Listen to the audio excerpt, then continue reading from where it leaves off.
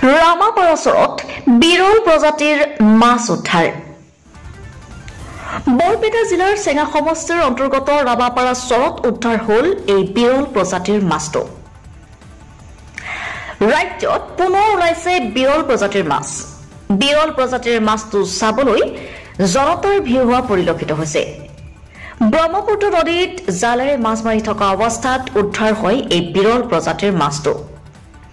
মেচেৰ আলি নামৰ লোকজনে জালেৰে মাছ মাৰি থকা অৱস্থাত হঠাতে তেওঁৰ জালত উঠে এই বিশেষ মাছটো।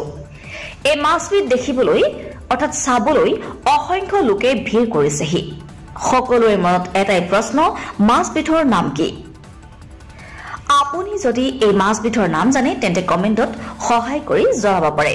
যিহেতু ব্ৰহ্মপুত্ৰ নদীত মাছমৰীয়াৰ জালত উদ্ধাৰ হৈছে এই বিশেষ মাছটো।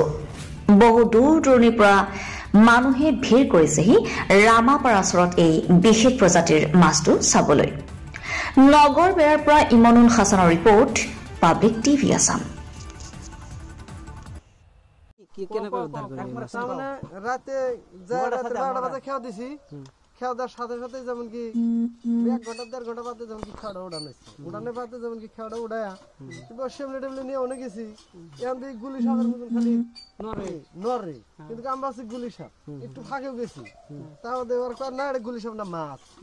তাদের বললাম যে কি মাছ এটা জানি না, না মাইরে নিয়ে এসে যেমন কি এনে এসে জেয়া খেয়ে দিছে। নামটো না জানি না? না, নামটা জানি না। না জানি কি নাম? এটুকু ঠাইখনৰ নাম কি? এটা পামেৰচৰ, ৰামাপাড়া পামেৰচৰ। ৰামাপাড়া পামেৰচৰ।